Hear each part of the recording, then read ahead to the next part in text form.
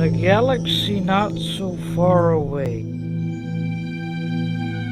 a band of heroes journey through the middle of a planet, with no one to guide them or help them get back. They must embark on their most perilous adventure of all,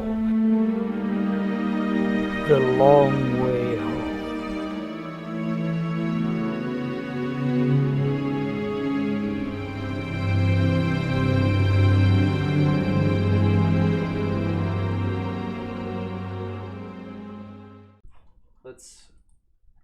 I guess I'll try to jump into it here. We had a complication last time, which was a little frustrating. Let's see if I can actually. I made a little audio recording while I still remembered what happened. And Right. that was pretty important because otherwise I definitely would be sitting here racking my brain like, what happened? And I'm pretty sure Eli remembers everything because Eli just remembers everything. Who? Non-school. That I remember everything that's non-school related. Very important caveat. Caveat. Dude, I get that. I barely took any notes too, which is kind of disappointing in myself. So let's see if I can play the recording through my laptop here. I don't know if this is going to work, but I'm going to try. Heads up, I do not have my headphones today, so if I sound different, that's why. You sound pretty good. Oh wait, yeah, I'm an idiot. My headphones don't have a microphone. Oh. Hey, whatever works, man. All right, let's see if this comes through. I don't know if it will.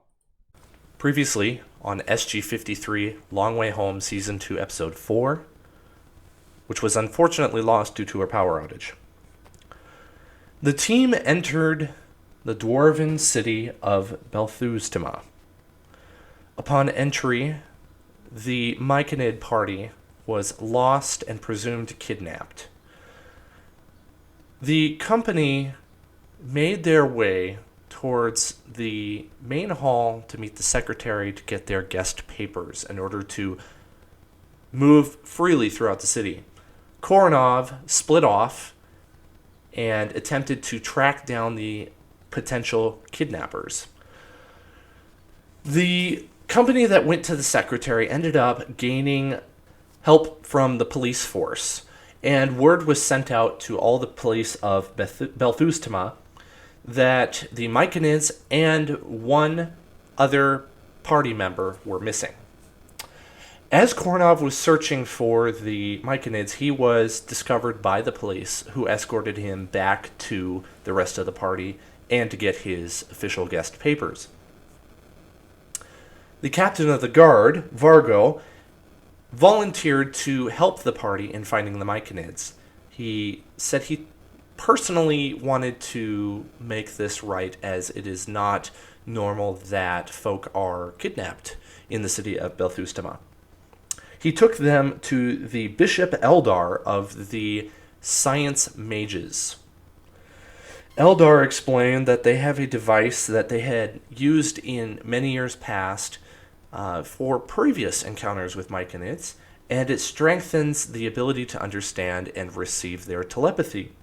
Unfortunately, the individual in particular who was able to use the device, Kazdaren, is an elder bishop and has been long since retired, very quickly approaching the age of 350 years old.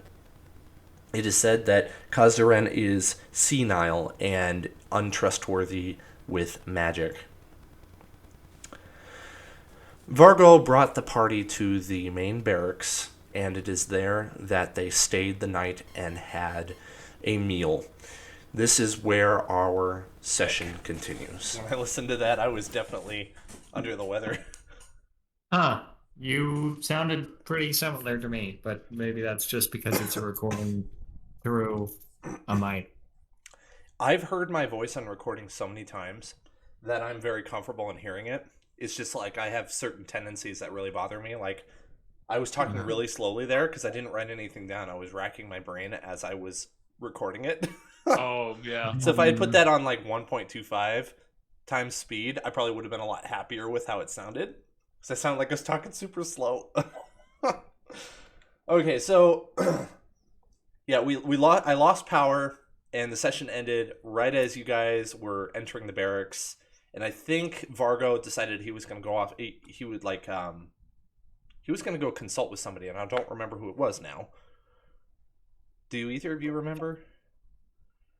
No. Okay, so No. maybe I didn't articulate that then. We'll come back to that part, I guess. So you guys you're in the barracks. There's dwarven guards milling around. There's a bar that you can go sit at, or there's a bunch of different tables, and there's food everywhere. And if you sit down, one of the dwarven waiters or waitresses will come and serve you. It's basically like you're in the little restaurant portion of the barracks, and it's all on the You're house. using the tavern. What's that? Standard fantasy tavern. Yeah, pretty much. Yeah, there's a bard in the corner playing a lute. Is there an old man in the corner who looks like he probably has a quest for us? Is he wearing a tall pointy hat and a cloak?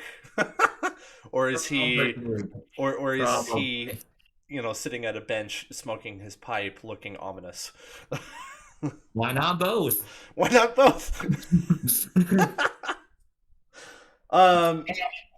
Actually, I really do like that, and we're gonna have the second of the two. There's a guy sitting in the corner. He's a human. Yeah. He's smoking a pipe. His hood is kind of covering his face a little bit. It's a little dark. Okay. So why are we here again?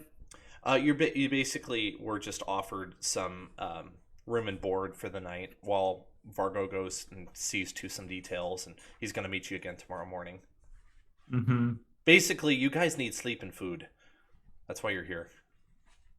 Okay, I've got a question on like the whole day night thing. Okay. So like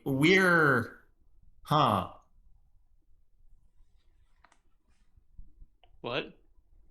How does the day? So Walt has an internal clock, right? Yeah. So his timing of things is still accurate.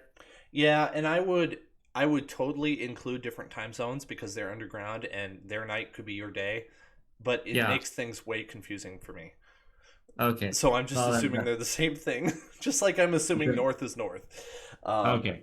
Yeah. That was going to be my next question because if we're underground, that means that like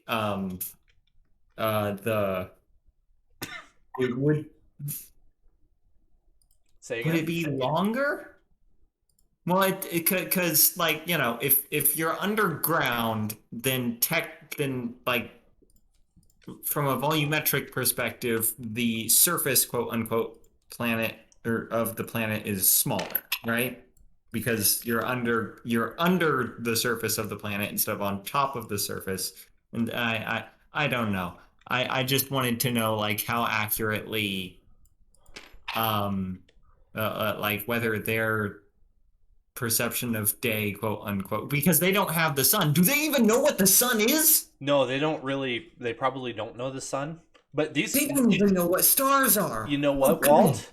It'd be really interesting if you went up to an NPC and asked him some questions about that.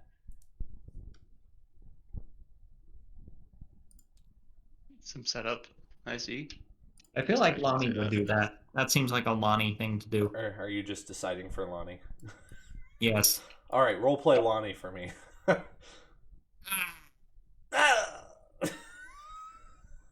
That's not how she talks. No. That was a golden opportunity. I'm glad you took that. I'm gonna while you Just, figure out what you want to talk about, I'm gonna decorate the interior. it's just so we hear. Roleplay for Lonnie and oh gosh! Please tell me you're recording. Yeah, I am.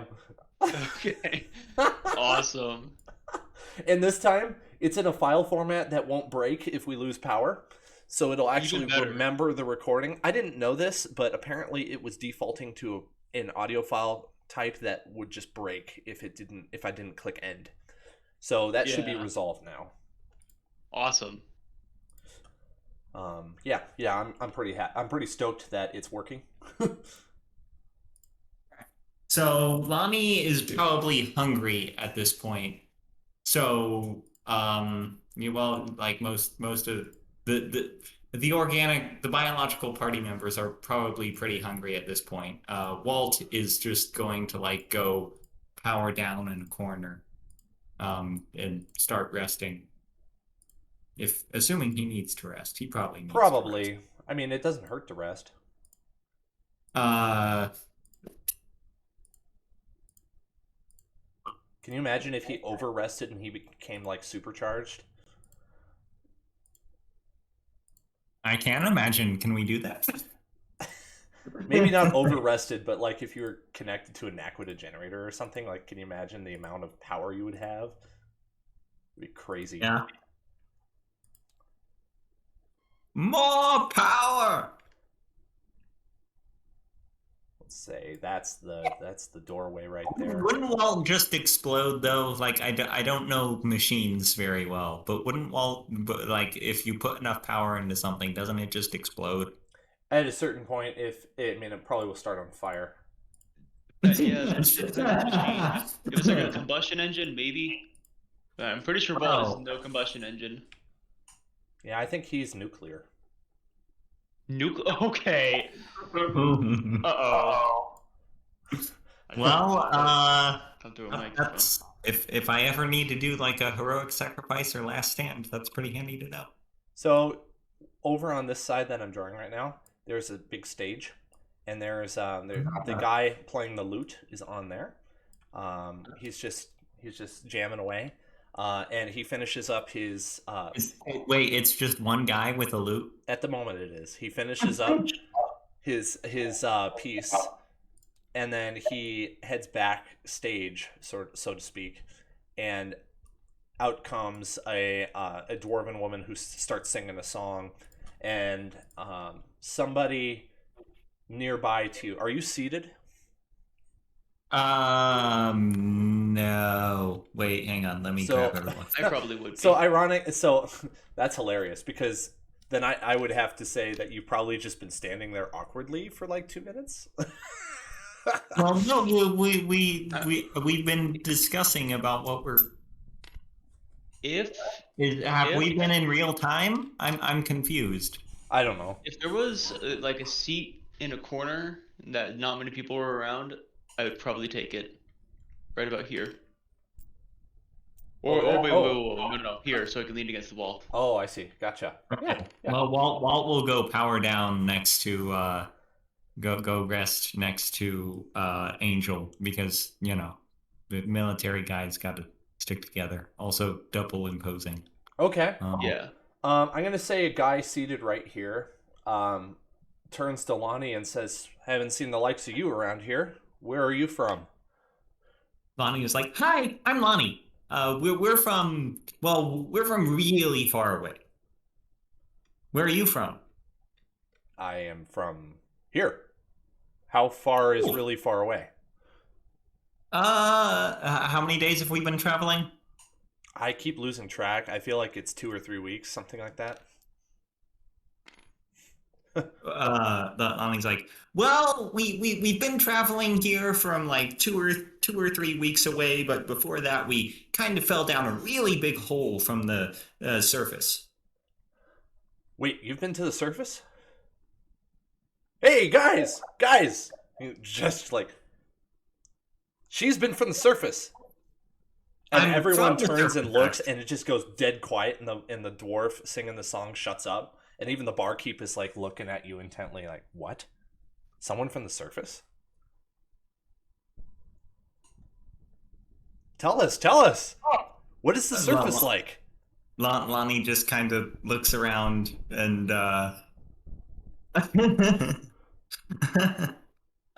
okay.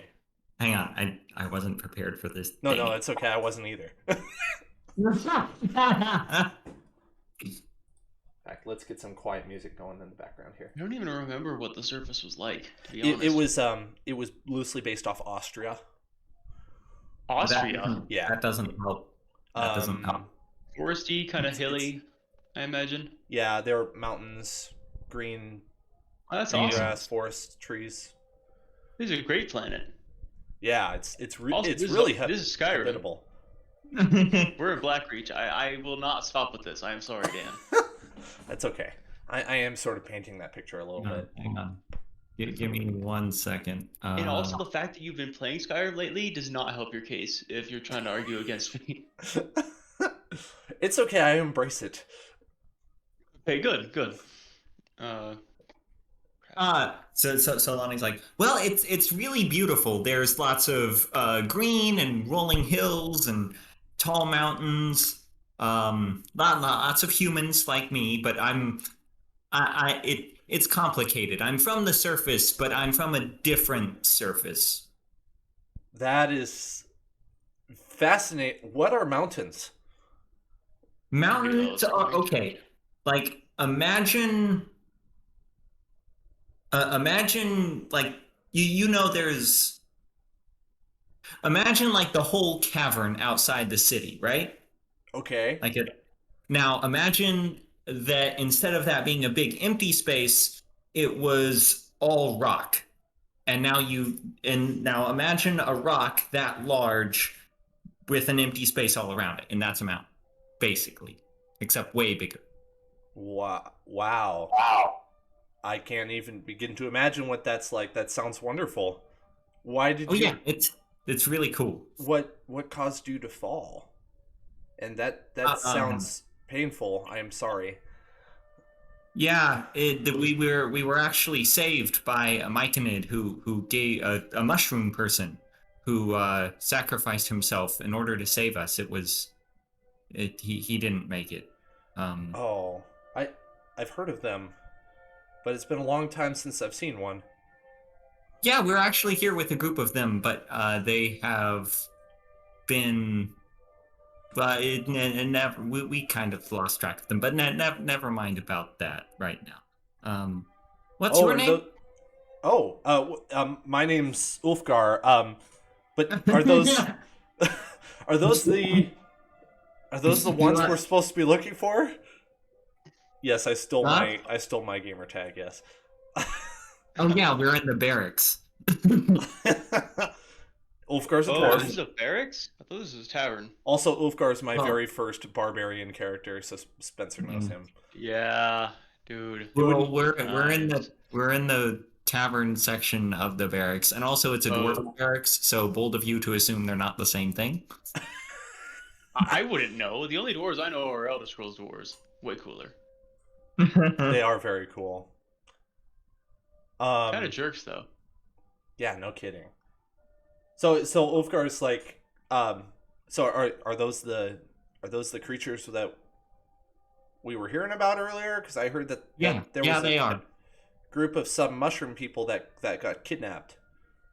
Yep. That's it. That's them. It's a whole group of them. We're taking them to their home, or well, not their home, but it's complicated. It has to do with their life cycle. Sure, I understand. And I wouldn't pry anyway. I suppose since you know them, you're probably the ones who can help us the most. We need probably some details in order to help find them. Yeah, there's how many of them are there? I think there were 24, weren't there?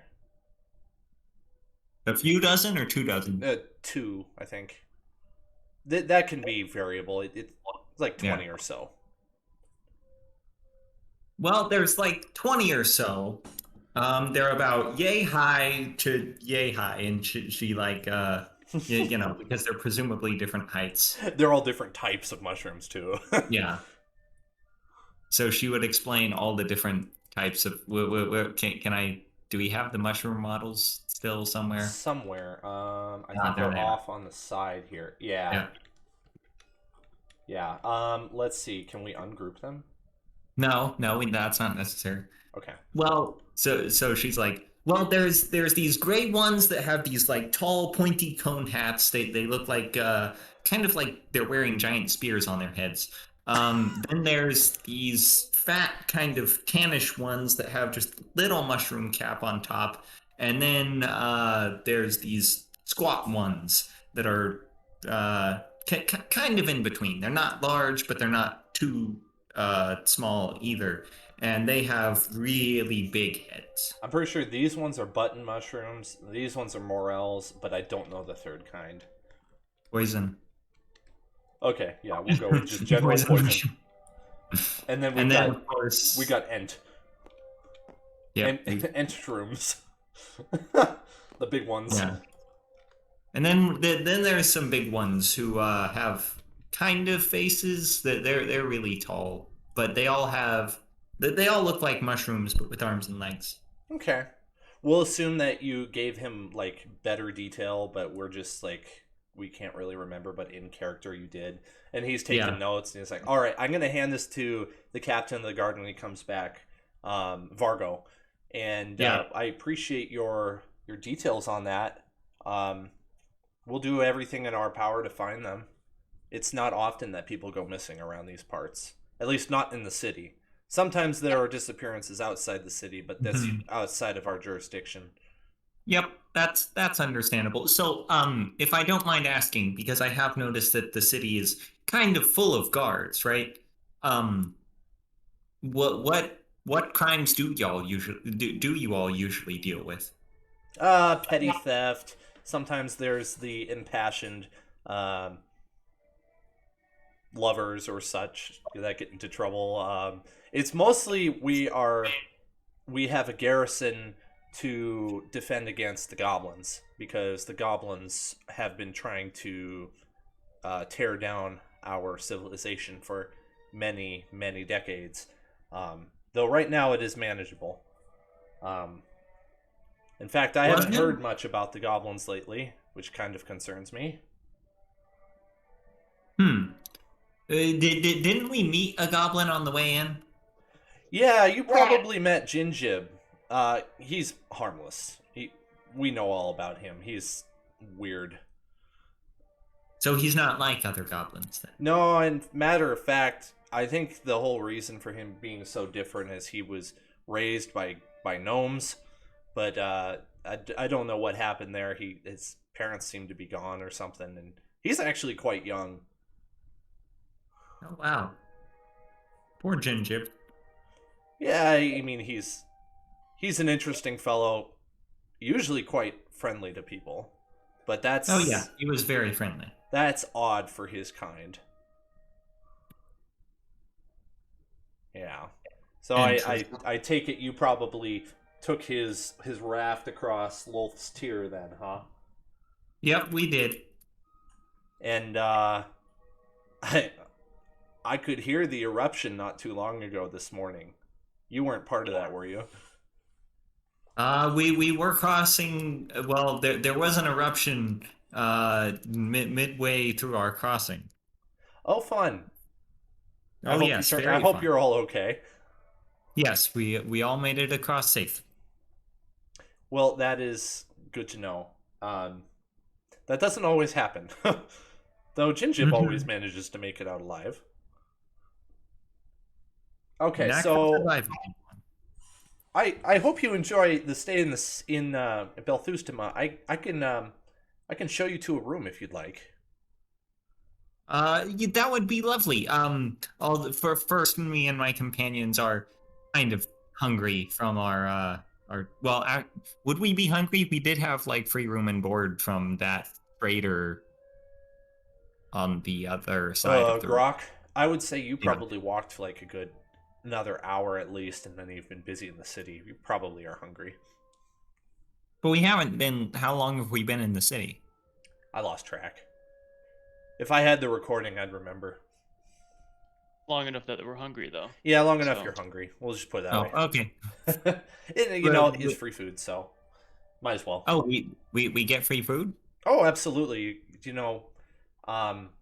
You've obviously struck a chord with Vargo, and he's a good fellow. So let's get you set up. I Bartender. do have one more question. Yeah. You seemed awfully surprised that we were from the surface. How do you know what the surface is? Well, so we have the order of the. Hang on, let me get the order here. Groups. The order of two Okay, cheeseburgers. so we have the two side of orders Christ. in this city that are very interested in the surface. They are the Dwarven engineers and the Dwarven miners. Each of them have been working together to try to get our massive tonal drill to operate, but it has fallen into disrepair as of late, and not really disrepair so much as we can't seem to power it. There's a lot of details there, and I don't know all of it myself, and I don't know how much you're interested in, but let's just say that we've known for a long time that there could be a surface, and we've been trying to reach it for just as long. Interesting. Do we still have those Nautiquad generators? You probably have them on the Melps. I think we said you did. Cool. It would be in someone's notes. I think. So that's why I kind of need a little help with note taking, because I can't always remember. Especially with my bird brain, I forget things. Dan is burb. I think you had 2. I don't know why you had 2, but I think you had 2. I Does thought that they sound were part right? of standard kit or something. 2 is almost too much, though. Like, why would you actually use 2? I don't remember. I don't know. Let's just say 2 for fun. It don't really matter none. It's so negligible in this context. So yeah, you brought some power generation with you, yeah. I cast generate power. I'm pretty sure that's not how that works. Yes, it is. All of a sudden, you hear an explosion and the cave starts collapsing. Oh no, that'd be terrible. It's like, yeah, if you want, I could introduce. I could let Vargo know, and he could introduce you. Or seeing as it's not very late, please. I'm an engineer myself. I would love to meet. I would love to do a cultural exchange with your engineers. Okay. You know what? Let me signal to Vargo, and see if I can get his attention. And he takes out of his pocket a very small little orb, and he places it into his gauntlet. And you hear a little bzz, and then he takes it back out and puts it back in his pocket. What was that? Oh, that was me contacting Vargo. Well, Lonnie is like immediately interested. She just kind of immediately leans over. She's like, "How does it work? What is it? What does it operate on? What does it do?" He gets a little uncomfortable and backs up just a touch, like, whoa. I don't know how it works. They just give this to us, standard issue. Oh, okay. Yeah, if you want to know more, you might want to talk to the Dwarven engineers. Will do. Thank you. Me and my buddies are gonna go eat now. Anytime. Hopefully we can find your people soon. We'll be hard at it. Thanks, Ulfgar. Yeah, and you got it. And he goes back to his bowl of stew, which is now cold. Nice, got him. And you hear him in the distance as you're chatting. Like, bartender, more stew. And some for my friend here. And points to you.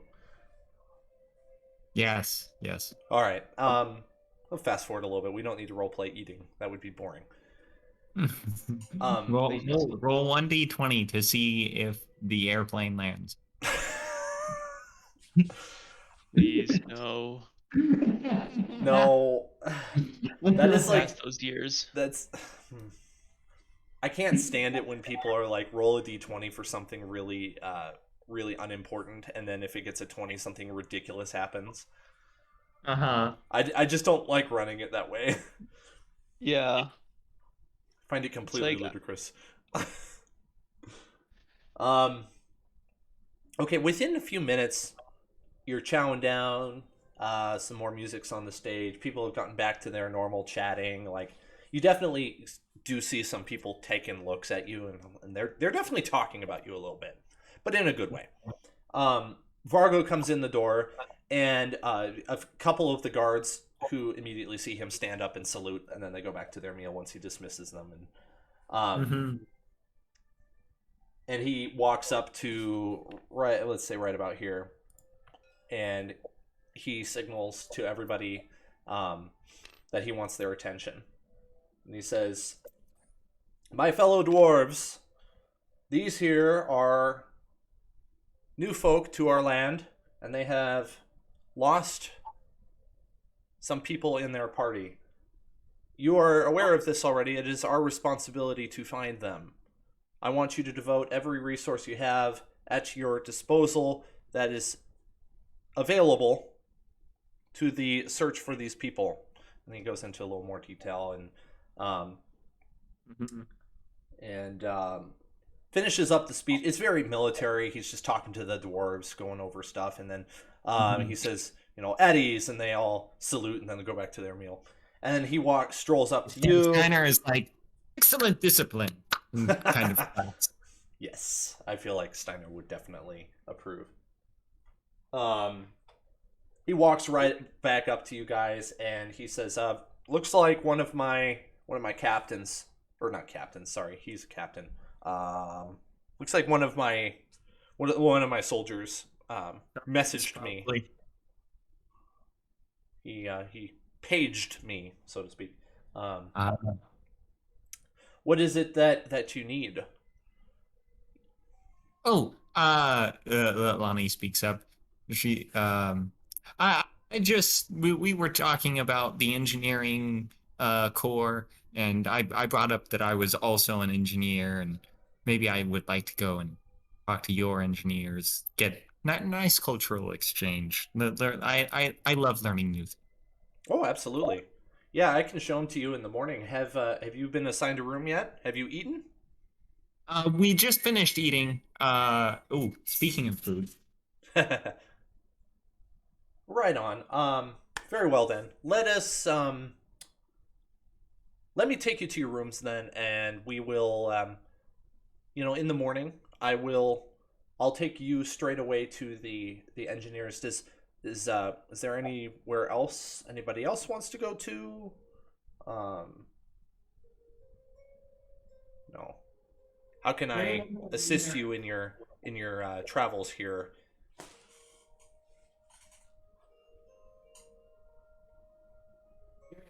Sorry, Eli. You can't rely on me for this. Yeah, sorry, I I'm can't the hear you, strong Eli. silent type. Does Angel want to do anything? Does he have anything interesting he wants to do? Not in particular, not yet. Anyway. Okay. Hey, Angel. We are in a barracks. There's probably an armory around here somewhere. You think I'm gonna abandon my trusty sniper No, but like, with bigger than 50 caliber rounds? Well, You know what? I have an even better thing. Okay, so as you're talking, a dwarf walks in from a different room, and he takes a immediate liking to the weapon you're carrying, Angel, and he walks over and he begins inspecting it, just looking closely, and he says, "What is this? This is some strange weapon I've never seen before." Surprised you knew it was a weapon. But Yeah, it's very hardly dangerous. recognizable as one. Very dangerous. I believe you guys have crossbows, right? Ha! You mean to tell me that is dangerous? It's like that, but way, way, way worse. Really? At least if you're on the receiving end. Really? Is it a bow of some kind? Well, it definitely propels an object at a very high speed, but higher than you could even see. higher than I can see most of the time. Ha! You don't say. Well, you seem like a pleasant fellow. I challenge you to a sharpshooting contest. Sure. I Why will not? beat your weapon with my crossbow. Really? Yes. Follow me Good- to the target area. And he What? Is there money in this? You're practically giving Oh, me of money. I'm course. just letting you know. There would be a good 20 coin in it for you if you were to beat me. Sure. Of course, Just I would have wait to a minute. ask for the same if I beat you. Well, I just need to warn you. This thing is very, very loud. Hmm. What? I think I can handle it. We'll see. Yes, we will. Follow me. I'll take you to the target area. He, Yeah, hey, Angel. What's Do, up? do you want to wake up Walt? Yeah. Okay. When we kind of would I'll just like kind of tap Walt on the top a few times, like, Yeah. I don't see a power button. Angel won't say that, but that's kind of what he's thinking. Yeah. Well, eventually, like, kind of like powers up, and he's like, "Who disturbs my slumber?" Whoa! Come on, That thing come with is me. alive? Oh yeah, it's not my backpack. That's right here. Points at my backpack. What? I thought that was a piece of armor standing there. Oh, my apologies. No, I'm wearing all the armor I need. and he's like he's very confused what Walt is. So Walt like kind of walks towards him. Maybe is Walt like currently standing, or is he in block mode right now? I figured he was standing. I don't know. It's Okay. up to you. Yeah. I guess since the whole piece of armor comment, Walt kind of like waves. Hello there. I'm. You weren't that far off in your assertion that I'm kind of a piece of a suit of armor. I'm more of like a suit of armor that is alive. And he kind of like taps on his chest. No flesh in here. That Hey, is don't worry. we I'll keep him in control. and he's like you look like you look like one of the tonal tech, one of the automatons, but you're the wrong color and shape. I'm very interested. You, if you met the engineers, I'm sure they would be most interested in studying you. That means dissecting it, then I'm gonna pass on that. Definitely means that. No, friend, pass. And that's just what he says. No, friend, pass. Wait, did you not hear me say it's a friend? I'm not that unsophisticated. Angel can speak. In fact, little detail here. You notice he's almost a little more comfortable than and kind of nostalgic seeming than he normally is. Just a little. Ah. At least now that you can notice. Probably hard to tell my body language through all the armor. And Yeah, the I would think polarized so. helmet. Well, I'm not going to draw out a target range, a gun range. I don't want to call it archery range or gun range because it's both. A shooting range. There we go. That's the word. Now, so this is a 50 caliber round Bigger. that Angels bigger than 50 caliber. I was that about to Angel- say, hey, you'll probably want to put a lot of rock in this target. Yeah. Yeah. Well, as you walk into the room, you see that it is a very well plated backdrop of alloy behind the target. It's kind of a golden color. Although, well, not gold. I would say bronze is a better description. Okay, hold on, Dan. I just have to say this before we continue. If those tonal automatons are in any way sphere shaped and deploy from that, I'm gonna have some words with you. about this just being Skyrim, or spider shaped, or ballista shaped, or whatever the Centurion is. No, I'm not gonna rip it off Okay. much. Man, off. Okay. Anyway, we can keep going. Sorry. It won't be a ripoff to me. I haven't played Skyrim.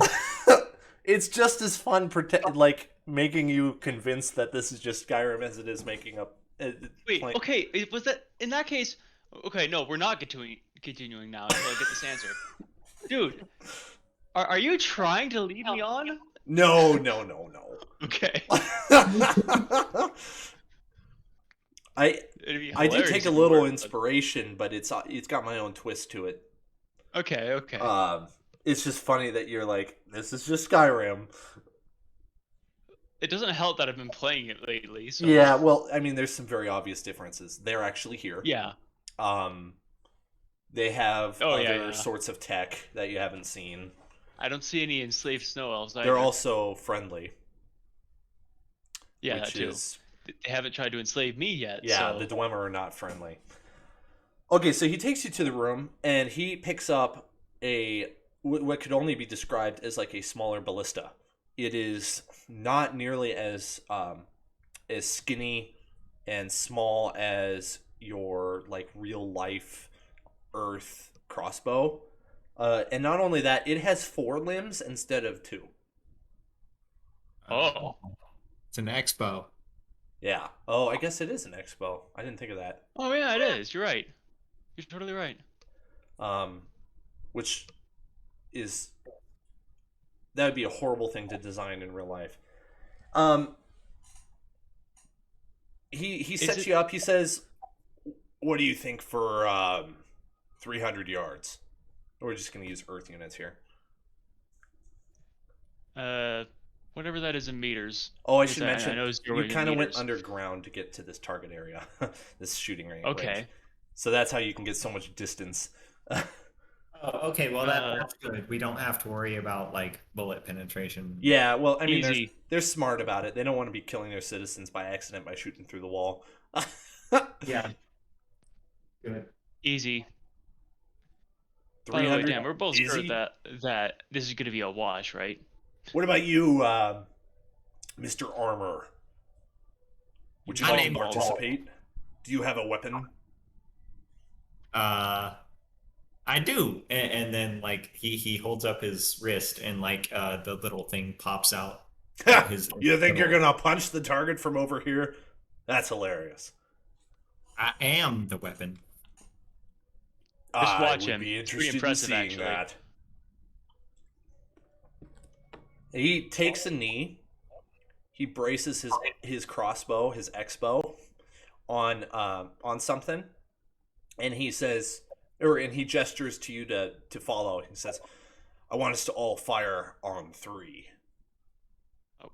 And there's Wait, we won't 3 be able to tell individual whose shot targets. is whose. Huh? We won't be able to tell. Wait, no, we'll be able to tell who's. Yeah, there's like a separate target for each of you, and then Okay, the target isn't like a paper target. It's a stone figure of a goblin for each of you down in the Ooh. end. So since our angel doesn't know this, he'll probably be like, goblins. That is the target. Yes, Got it. of course. Well, I'll set up bipod and all that. The evil scum. like aren't like they're like goblins in Halo? Aren't those like There's grunt grunts, and that's probably what Angel is like kind of thinking of, like just like killing the stinking little guys. Well, little. They're 5 feet tall. Okay, so one little rules question, because I think you have a dual blaster in your arm, don't you, Walt? Yes. So if I am understanding correctly, those things aren't the most accurate. Not necessarily the most accurate. Okay, probably not for Yeah. 300 meters. Yeah, it's a battle Yeah. droid. Okay. We'll do this. So what I'm going to do is instead of just like firing one shot, I'm just going to fire like a whole bunch of shots and show him that yeah, it might be inaccurate, but I can fire like 10 shots in the time it takes you to fire one. There you go, and that would be impressive to him. What I'm going to have Spencer do is I'd like you to roll a d12. I'm going to roll a d10 for the difficulty check of this shot. Then I'm also going to roll a d12 for the dwarf. And then Eli, if you could roll a d8. Okay. Because yours isn't as high of range. Oh, I got a 3. That sucks. Shoot. So did I. You know what's funny? I rolled a 3 as well. Why don't we all re-roll? Well, are we adding anything to this? I guess we could take multiple shots. No. This is just my way of trying to make the mechanic make sense. Because you're not as accurate as they are. Let's just try rolling again, because we all failed that roll. Nobody hit it. Everybody missed. So we all miss, and who's the dwarf guy? The dwarf guy is just like, let's pretend that one didn't happen. Yeah, he's like a warm-up shot. Haven't started this thing in a while, and I had to hope this. Does this dwarf guy happen to like cover his ears the second he hears my gunfire? I'd expect he would. Let me think about that, because I was going to narrate what would happen when you shoot, but the first shot was such a dud that I didn't narrate it. Okay, so when you fire, the sound is so loud that it rattles his helmet, and he like tries to cover his ears, but he can't. And he's like, "Oh, you were right. That is very loud." Yeah.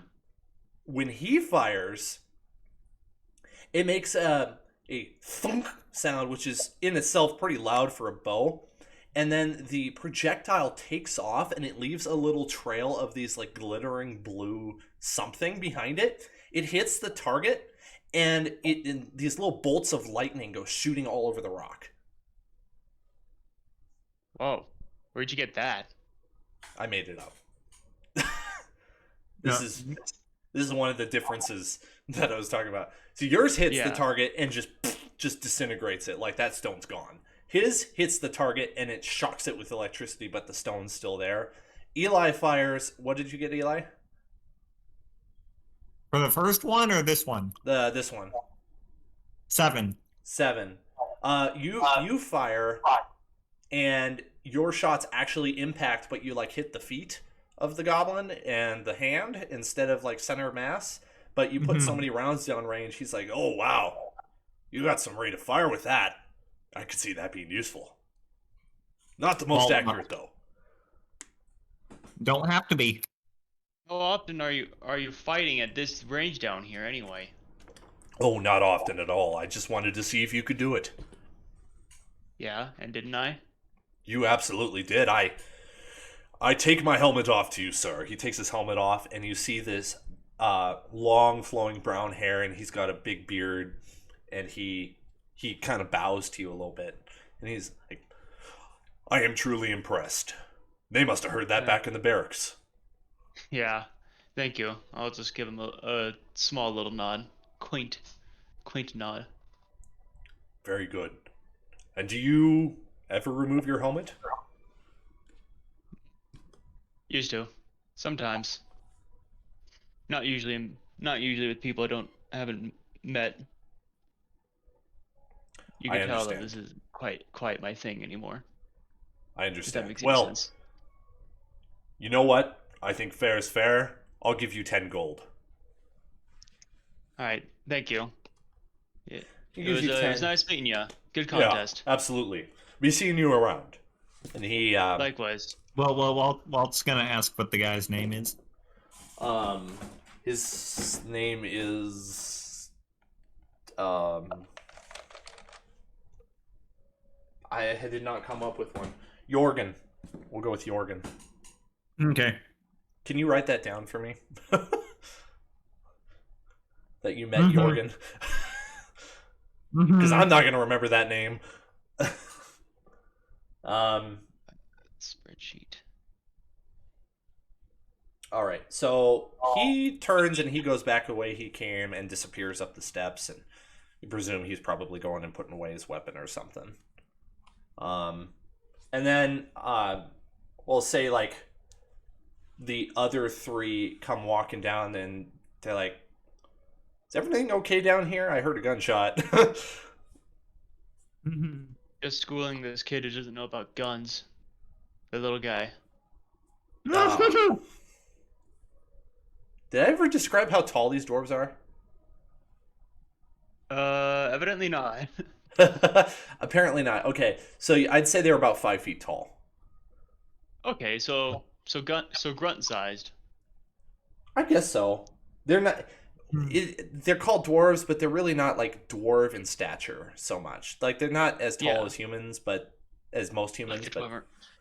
you know, they're not like hobbits. You know. Okay, fair enough. But it's still short compared to my character. Yes. Well, aren't you like 6'4"? Do you mean in real life or in the game? Well, I know how tall you are in real life. Okay, because I'm like just 6 in real life. Okay. In the dang, I'm game, 5'11". probably 6'4", because I know. And the only reason I came up with that is because I know that for some reason humans have actually been getting taller over time.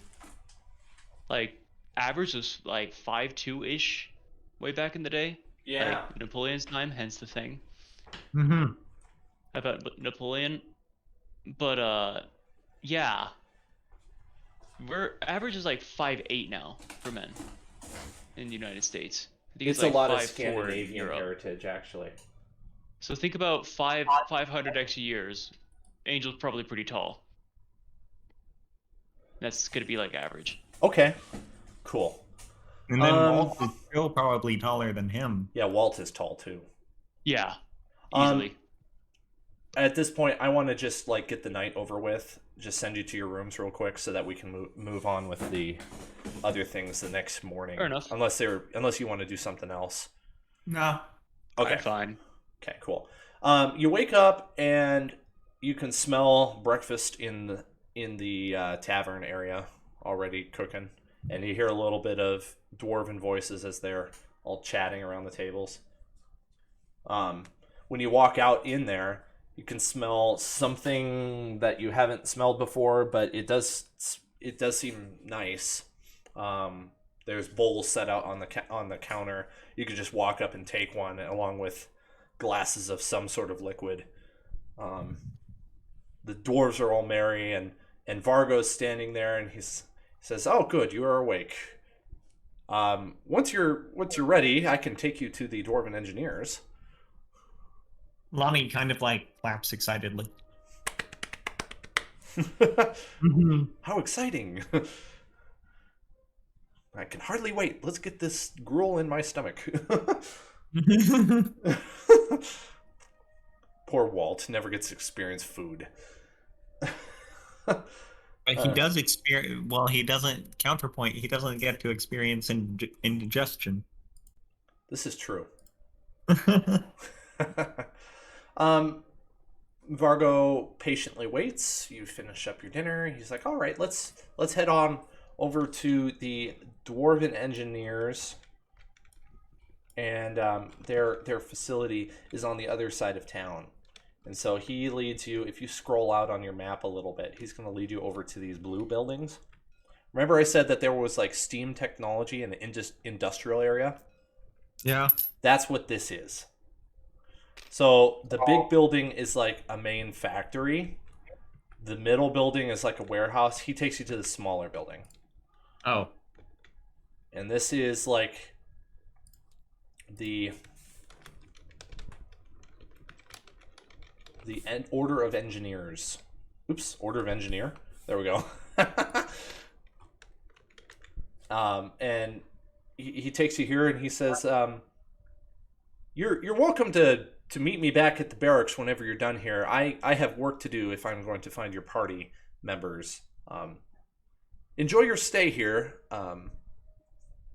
You can find me at the barracks. I will be sending my troops out to look for your people." I think Koronov would probably ask if he can help. Probably would. Mm-hmm. I'm okay with that if he would did that. I don't know if I want to role play Koronov, but I think that makes sense. Mm-hmm. All right, let's go with that. That Koronov wants to help Vargo, so he's gonna stay at the. Actually, he's not gonna go to the barracks. He's gonna go to the station. We'll call it a station, I guess. I'll draw a station here. Mm-hmm. It's like this little circular area that's off to the side, and maybe you guys will have your Malps with you because they're very scientific. Mm-hmm. As you step inside, let's put Steiner with Koronov as well, Yeah, that makes sense. so that we have some direction going on from the main officer. He's going to have vested interest in finding those myconids. Yeah. As does Koronov, because Koronov does not like this place. Okay. You walk in, and Lonnie is impressed immediately. There's like these interesting mechanical devices that are sticking out of the walls, and there's kind of like this very thin cloud of steam hanging near the ceiling, and there's kind of some noise. It's not super loud, but it's very mechanical sounding. There are dwarves dressed in bronze robes, so very different from the soldiers. The soldiers / guards are wearing plate armor. These guys are wearing robes, and they're holding tablets of something. It's kind of iridescent colored and shiny, and they have much more well kept beards. They're a lot shorter. Their hair is cut shorter, and they're milling about doing things. There is someone nearby to you who says, "Greetings and good morning. Might I ask who you may be?" Hang on, I'm eating. Nice to meet you. I am.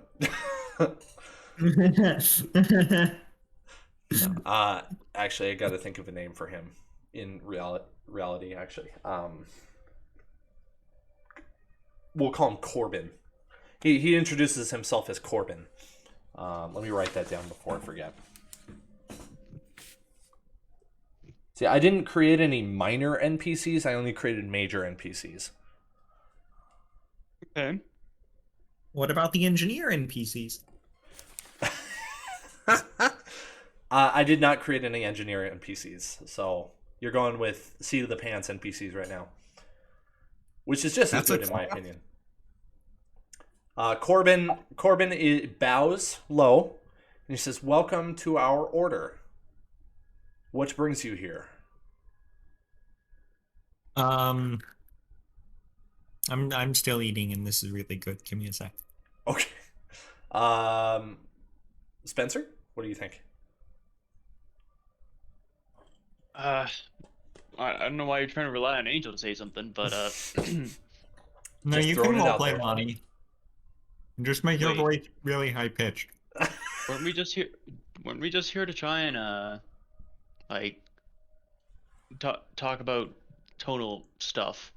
Are you saying that Or out am loud? No, I do not say that out loud. I'm asking you guys personally. Yeah. He was just interested in Lonnie was interested in meeting them, and then Walt was like a little apprehensive about being studied. And you have your Malps with you. Let's just say Corbin is looking at the Malps with great interest, and he says, "I would be very interested in studying those devices of yours." He's like a technology seagull. These guys are tech geeks. I mean, they're going to see any sort of technology, and they're going to be oogling over it. At this point, a bunch of guys in slightly duller colored robes, clearly not as high up in the hierarchy, start coming towards you, and they're looking at Walt. They're looking at the Malps. They're very interested in Angel too. Not so much in Lonnie, though. One has taken an interest in her P90. I'm like, what What are these things? They're genuinely very interested, and Corbin opens up and says, clearly there is a lot about you guys we would love to learn about. He wouldn't say guys. Clearly there's a lot about you folk that we would be interested in learning. But I assume that is not why you are here. Hang on. I don't know how to act for Lonnie. Sorry. Yeah, I'm kind of getting tired of doing Lonnie myself. Oh. Oh, crap. Well, this is awkward. Well, we'll just have Lonnie say something. Well, we could like kind of pause that scene there and go back to the barracks place with Steiner and Koronov. You want a suggestion? I can give you a suggestion here. Leave Sure. Lonnie with the Malps and here at the Order of Engineers. And then you and Walt and Angel, you two go over to try to meet the old guy. What did I call him? Not Eldar. Eldar was the bishop. The elder bishop. No, Margot? I'm pretty sure it was Eldar. No, Eldar was the bishop that was still working. Oh, here we go. Kazdaren is what I call him. Oh Kazdaren. yeah. So what I would suggest is if you want to leave Lonnie to study, which she would totally dig, let her just passively study, and I'll give you something when you come back, when you meet with Lonnie again.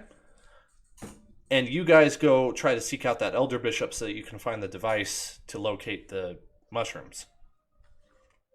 Okay. Sure. So Walt's just kind of like shooing away people around him, and he's like, He's like, I'm not comfortable here. I feel like a lab rat. I'm out. Yeah. And Angel's like, I'm not. Actually, it's just she who wants to be here. We'll be going now. All right, be safe travels, says Corbin. And Did you always have him say peace out? what? No, Are you sure? I don't normally say that, so no. Okay. I always found that to be a weird saying. Yeah. So remember I told you that Kazdaren lives in the sort of residential area? Okay. You've been indicated to that this is his house. And I just put his name on his house. So it would take you probably a few minutes to walk there if you wanted to. Or you could take, well, you couldn't take the train. It's going to take you a few minutes to walk there, I guess. Are you interested in going there? Wait a second. If you look at his name and then remove the A and the Z and the D, it spells caring. Hey, don't knock the name Karen. That's my mom's name. Oh, okay. Boy, you're treading on dangerous ground. Okay, that's interesting.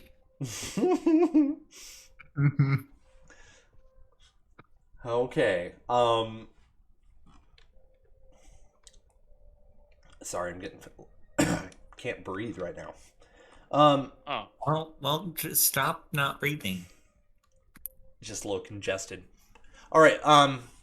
I'm gonna just assume you're walking over there.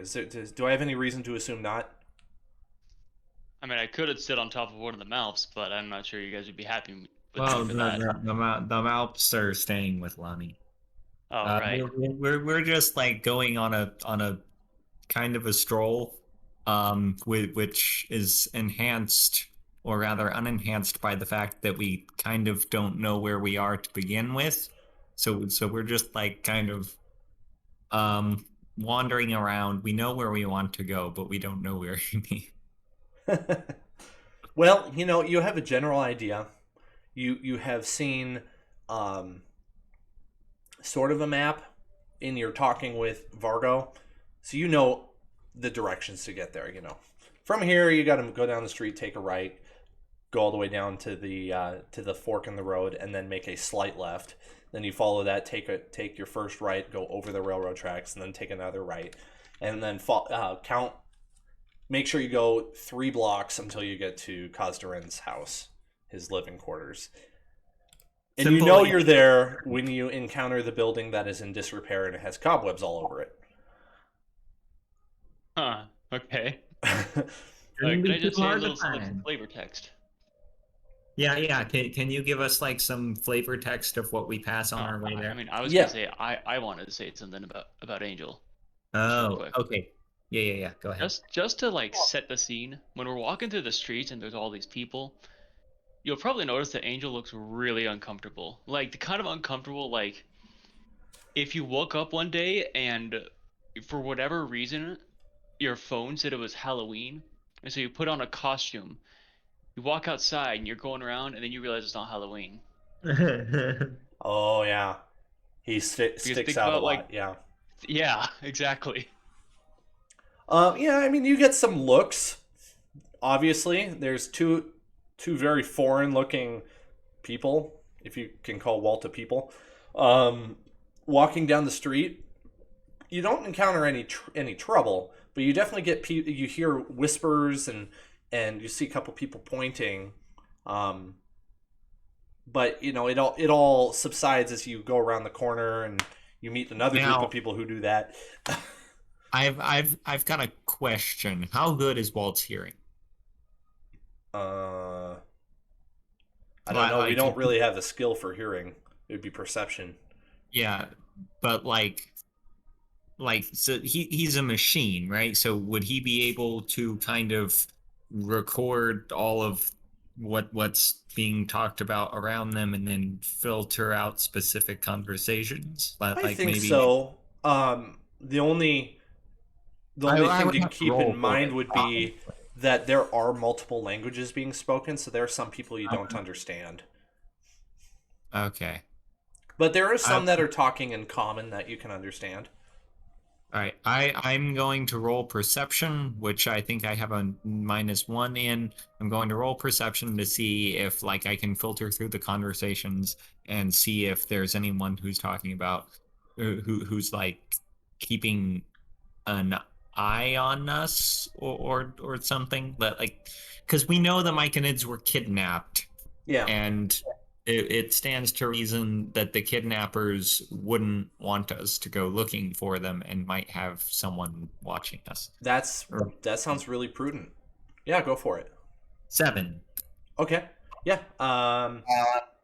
That's a pass. What? You mostly what you hear are people basically saying, "What? Who are they? And where did they come from?" And Mom, I'm They scared. I do.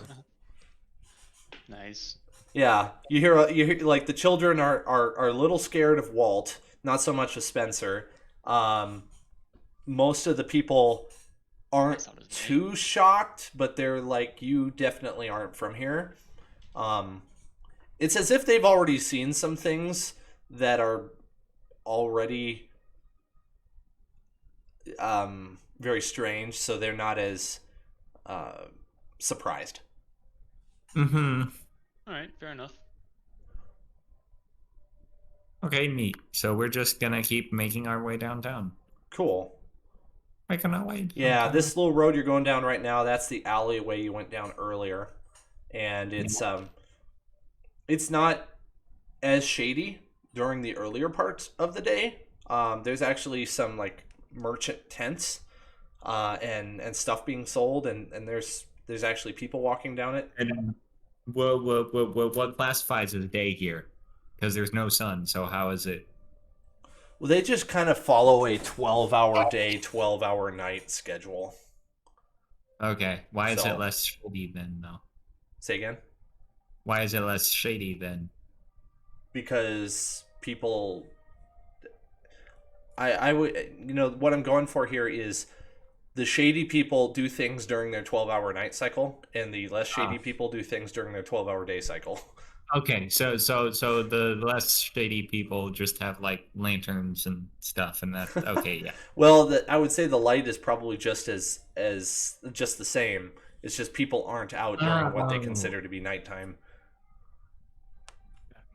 The guards are out, but most of the citizens are in. Fair I guess enough. that doesn't make a ton of sense, but I'm stuck with it because that's what I've built, so we'll just go with that. You are the DM. It seems reasonable to me that a society would structure things like that because they got to make business dealings and they need to go to stores and stuff. And like, if everyone operated at different times a day, then everyone would basically miss out on something or need to be awake all day and all night. So it makes sense to me. Yeah. All right. Well, when you cross the railroad tracks, a subway passes underneath you quite quickly. Actually, someone seemed to skip the subway station, and you go into a grouping of 3 buildings here. The big buildings is likely some sort of almost like an apartment complex, and the smaller buildings are a little more like this is a rundown little townhome, and then this is just some sort of a house. As you walk east along the road and you pass the next house, that one's in a little bit bigger shape, but it's like a duplex or something. There's like a lot of people that live in this section. And then you get to Kazdaren's house, which just sticks out like a sore thumb. It's like this stone building that is starting to crumble, and the colors are all different, and there's like a window up top, but it's broken, and there's shattered glass on the ground, and the little pathway walking up to his door is overgrown with shrooms, which wouldn't normally grow in the city, but he clearly hasn't been cleaning anything up.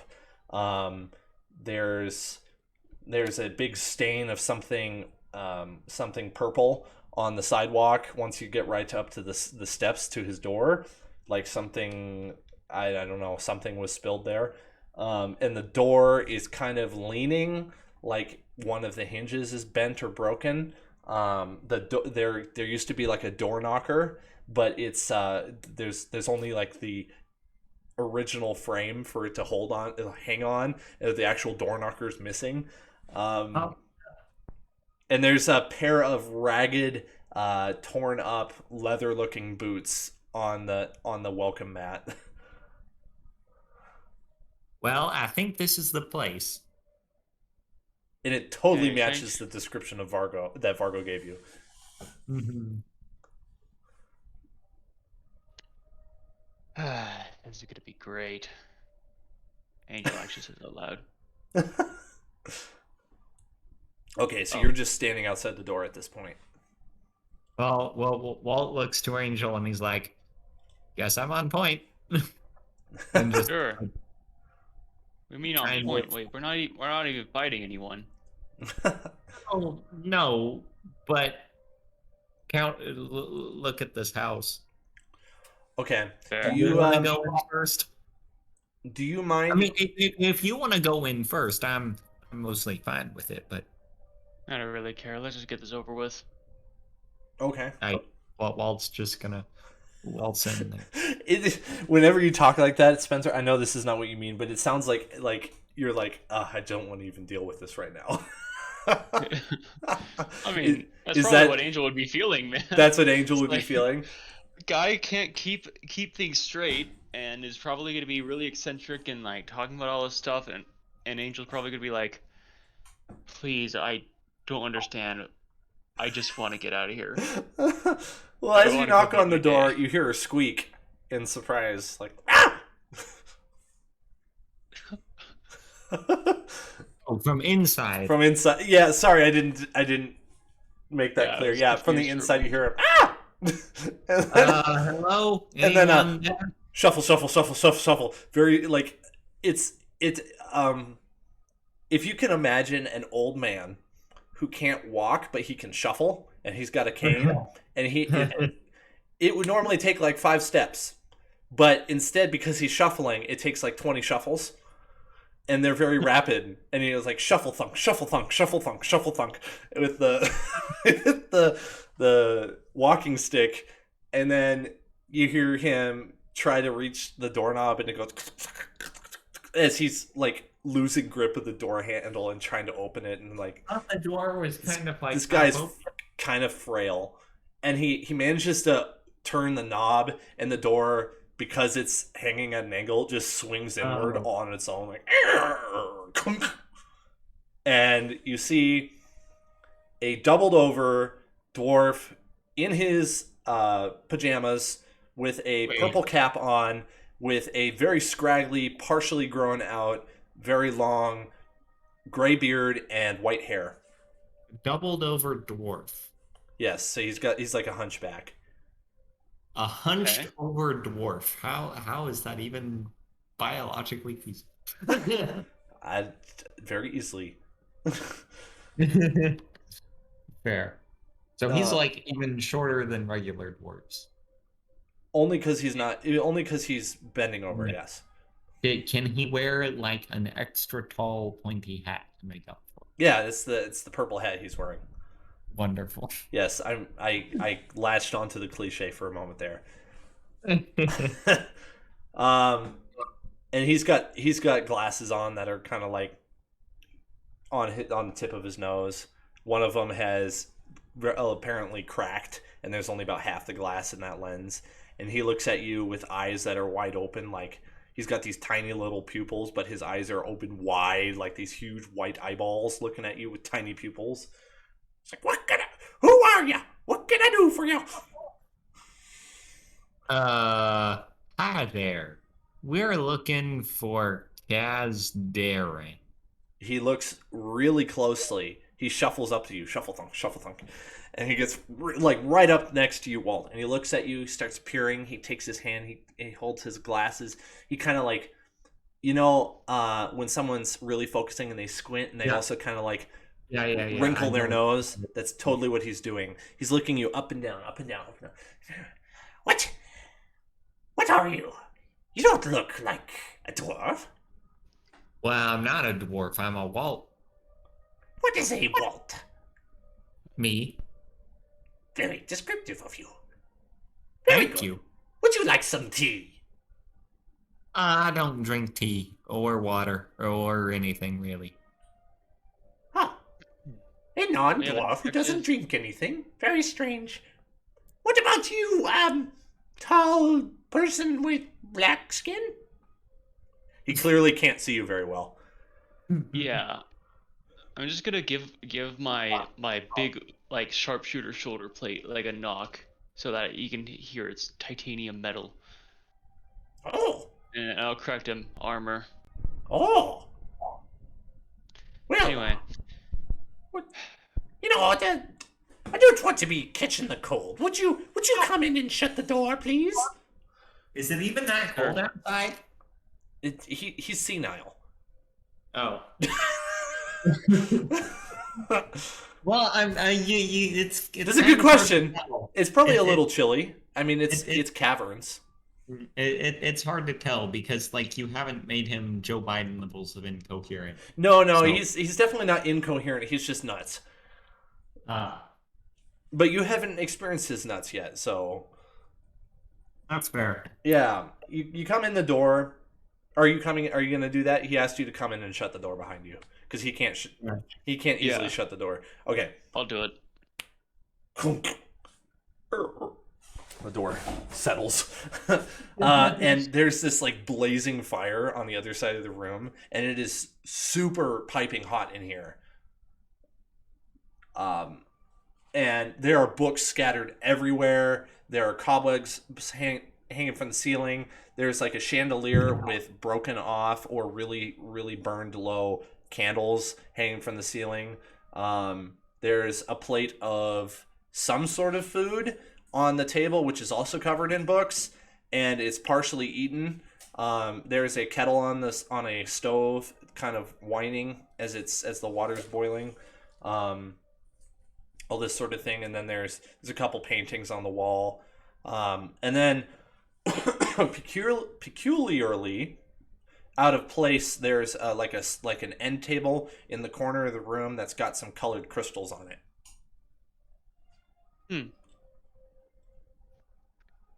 Weren't we here for him to use a device? The device? Yeah. Maybe we should get about that. Get about that. Get about to doing that. Is what I meant to say. I think Yeah, he's maybe I'm expecting ghost you, now. Eli, to do the talking for him. Yeah, maybe a little bit. Maybe. Possibly. He's the extreme introvert. Yeah. I'm the strong, silent type. If you guys Walter's play Halo the 3 strong ODST, you'll understand that reference. Wait, say that again. If you play Halo 3 ODST, you'll understand Um, the reference there of the I've strong, seen- silent type. I've watched all the cutscenes. Okay, so you have seen this cutscene then. Yes, Okay. in theory. I can't. It was a while ago, like pre-2020, that I watched the cutscenes. Fair enough. Fair enough. Yeah. Okay.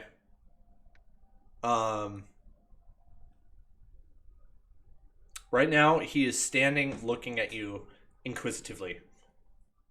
What brings you to my house? We Ah, have no, a the device water's that- boiling over! Shuffle, shuffle, shuffle, shuffle, shuffle. And he moves over, takes the kettle off the stove as there's water just spurting everywhere. He's scatterbrained, Just go help he's out with it. old, he's nuts. Angel will just go We're help out here with it. because we need your help. You need my help? It's been a long time since anyone asked my help.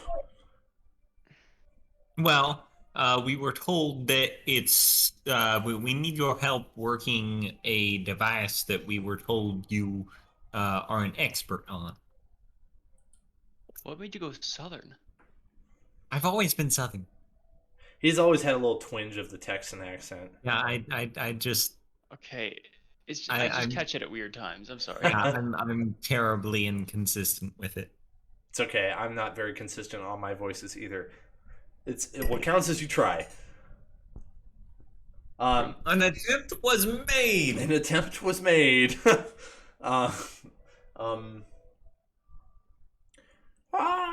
Device. I don't remember what that is exactly.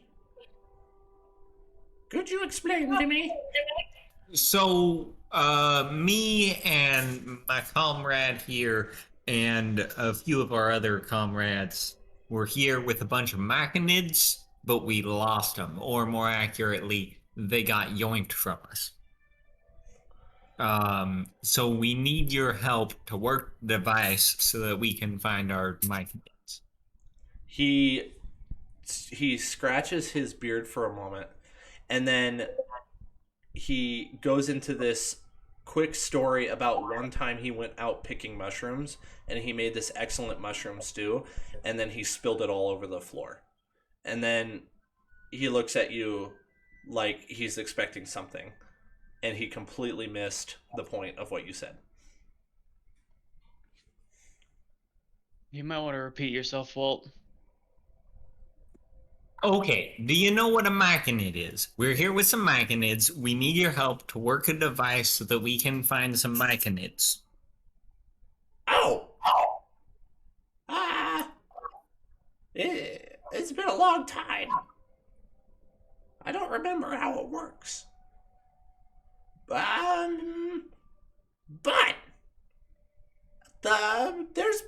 I think there's a tome around here somewhere that I used when I was learning how to use it. I'm Great, let's find that then. What does it look like? He scratches his head. He scratches his beard. He scratches his butt. He thinks. Walt kind of like vibrates with frustration. He's like, he takes a good 20 seconds thinking. He's like, I don't remember, but it's probably here. It's the Angel, oh, help me find the book. I can't remember. It's been so long. I'll go do a quick search for the book. Yeah, But while I Walt's just going to start walking around, grabbing random books, being like, is this the book? Is this the book? Is this the book? I like how Walt is going to be very, very literal. I Yeah. love that. That's great. Mm-hmm. Um, let's see. I'll have you do some investigation checks just for the fun of it. So, why don't I have both of you roll investigation, and we'll see what you come up with here. Only +1 to investigation.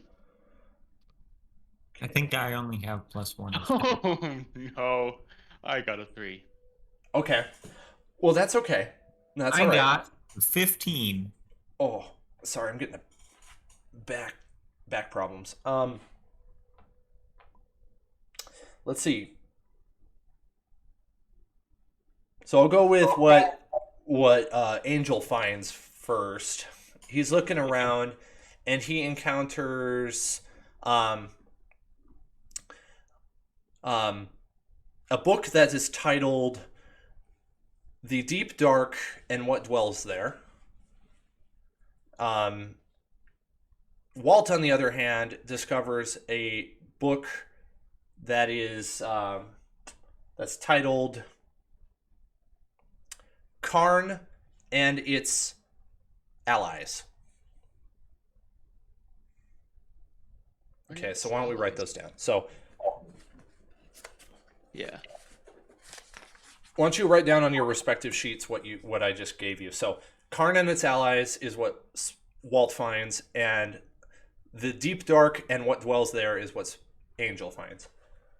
And then I'll have you roll another investigation check.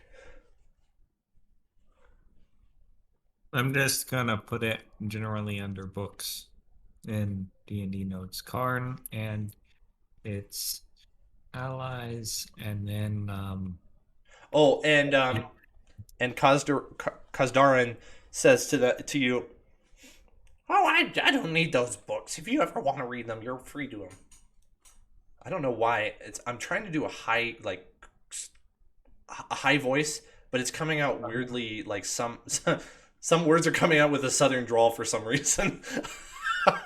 I'm not trying to. It's just well. Oh, thanks.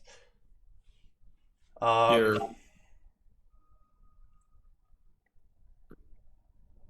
You're free to try to read those books if you want, or investigate again. investigate again. Walt don't have time. Well, Walt doesn't have time for reading. Yeah, I'll What do take you another think he is? A investigation check. bookworm? Ah, crap, I got a 9. I Okay. got a 7. Walt, write this one down. You found the the book is titled "The Tones." Tones. The Tones. Oh, okay. And Angel finds.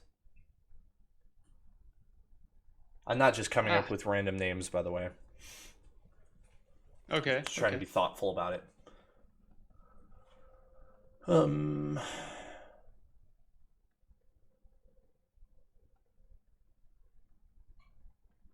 What Happened at Lolth's Tier?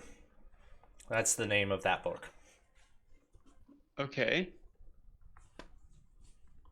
And then you can repeat. We'll have this the last one, I guess.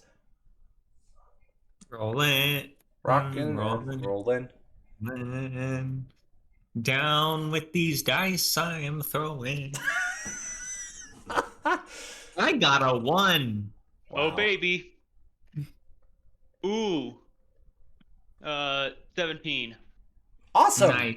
That worked out great. All right, so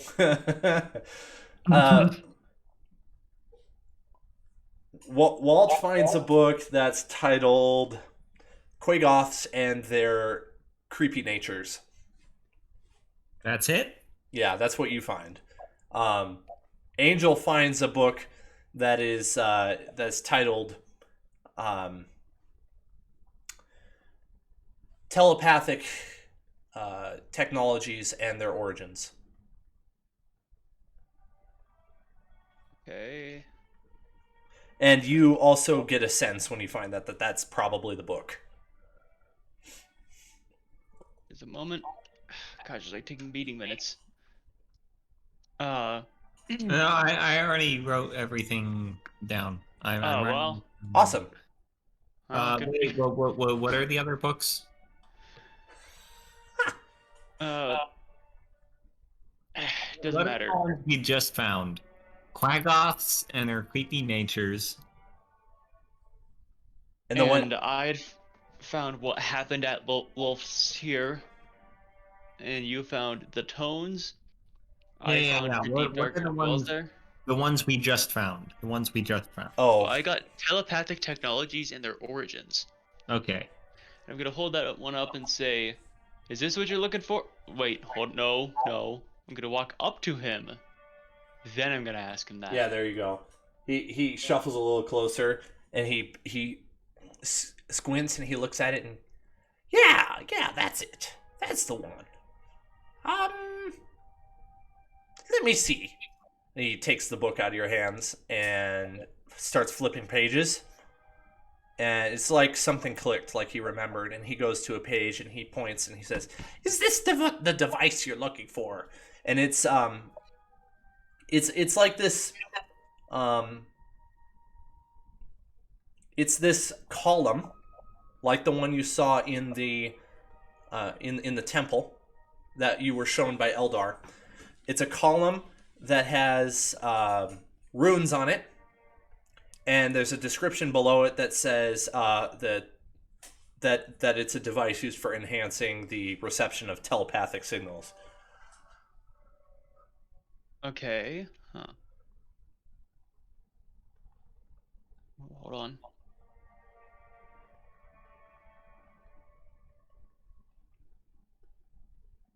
I'm typing.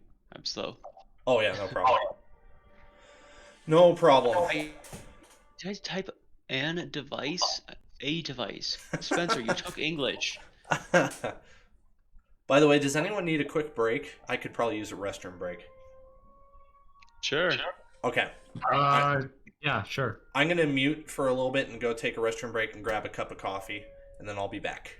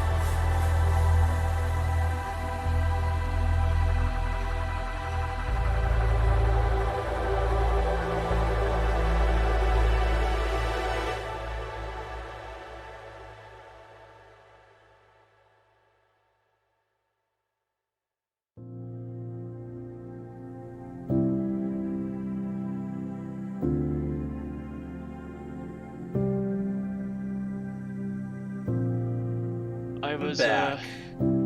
I will. I'm just gonna, for the sake of simplistic editing, just mention that he just points out in the book, is this the thing?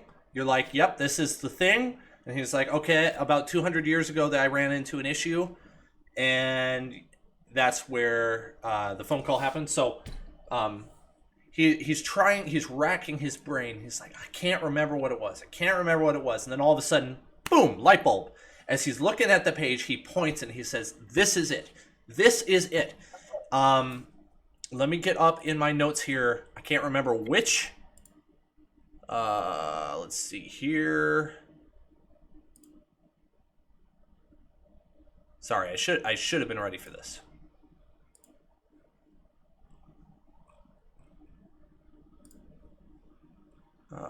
Crap.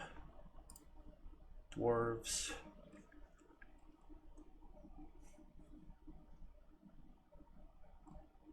There we go. I got it now. He's like, for this to work, it runs off of red crystals. But we ran out of red crystals and we couldn't locate any. And remember when I told you when you got close to the city that there were like a few crystals in the ceiling, and then there were a whole bunch of pockets where it was obvious that crystals had been taken out? Yeah. There were some blue and green and white crystals in the ceiling, but none of the red ones. And he remembers enough to say, we ran out of red crystals, and so the technology isn't working anymore. Huh. And he says, now, there is a way to artificially create one by taking multiple blue crystals and then sort of almost like burning them with a special chemical, and then they change chemical structure and they turn into like artificial reds.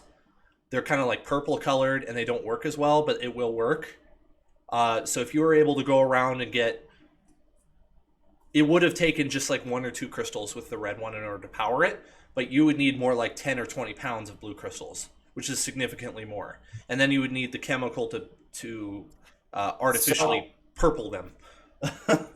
So we need to cook some crystals, is what I'm hearing. Yeah. Uh-oh. Sorry about that noise in the background. I forgot my AC was still running. No I worries. tuned that out because it's so normal. Okay. I Now- mean, I hate to admit this, but for some reason, my brain just kind of immediately jumped to, like, alright, I'm going to load some explosive bullets, we are going to go outside the city, and I'm going to shoot at the ceiling, and hopefully we'll dislodge a bunch of crystals. You know, it's not a terrible idea, but outside the city where you've come from, probably not an ideal spot to harvest from. There are mines nearby that you can find crystals in a lot more easily, and Kazdarin will explain that to you. He said, but he makes sure to tell you that he hasn't been there in a very long time. He basically stays at his home all the time now because he is so old. You'd be best meeting up with the dwarven miners if you want to get access to the crystals. I just want to make a comment. Kazdarin reminds you of my calculus 4 professor. Next thing you're going to tell me is that Kazdarin just doesn't wash his hands after using the bathroom. And I'll be like, yep, same guy. Kazdarin spills some soup on his hands and he just wipes it on his shirt. Yep. That's says, pretty is much there him. anything else that you need from me?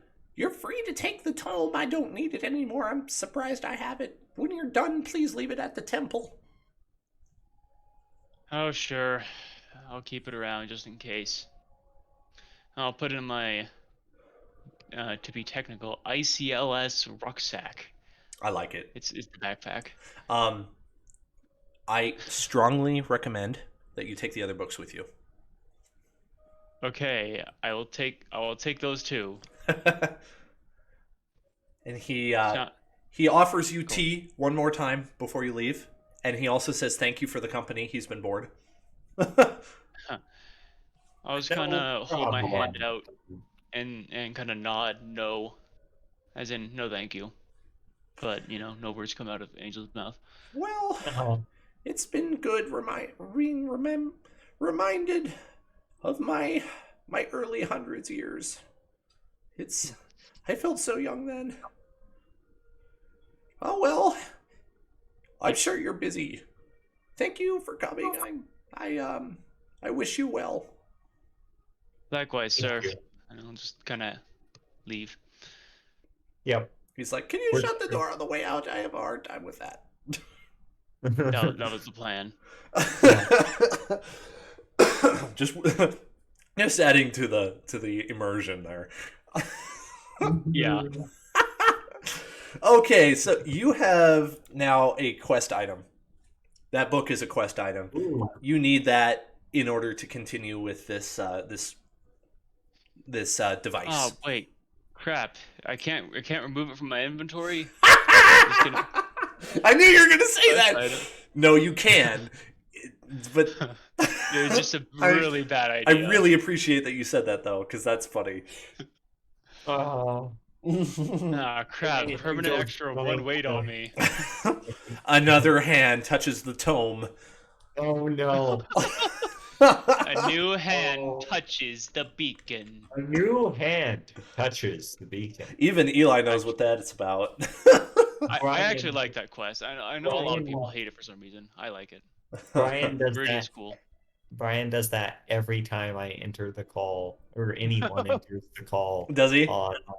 Yeah, in the coffee core. A new voice enters the call. Something like that. All right, so speaking of Brian, I'm going to have Frederick Steiner call you over the radio. Any progress on the machine? Over? Some. With a really old man, sure. Have a We book that found- should give us info. We also Yeah. need 10 of those crystals we saw on the way in here. 10, 20, just about. Crystals? In All the right, well, ceiling. you better make your way over to the police station. We can rendezvous there. Lonnie, you too. Roger that, Lonnie says, and she's going to come back. Maybe we hear a Melp suffering from being studied. I'm joking. Hopefully not. Walt's the only one that speaks machine language, literally. Or maybe it's Oh. like the R2D2 screaming. Wow!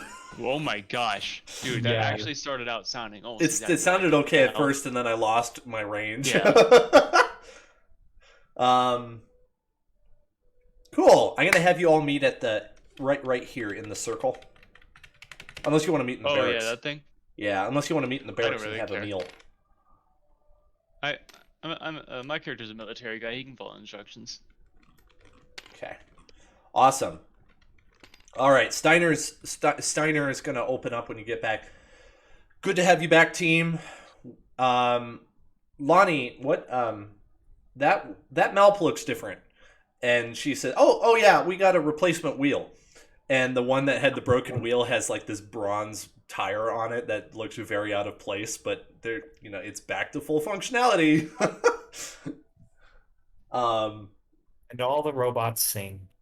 Yeah, and there's also a couple like weird things different with them. Like, well, I'm gonna have to come up with those and get back to you on that later because I haven't thought of anything. Let's just say there's like a couple pieces of technology strapped to them that weren't there before. Cool.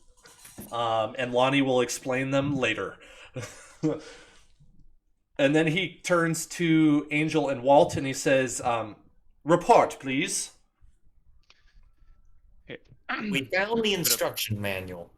I'll pull out the book and say, we have this tome, sir. Ah, sehr gut. What does it say? Well, it has a drawing. It is a drawing, right? Like these guys don't have printing. Yeah, there's a drawing and there's also text. Do you want me to just elaborate a little more? I guess I probably didn't explain a whole lot. Sure. It has a picture of the device. It has a description of what's required to operate it, what it does, who built it, and how long ago it was built.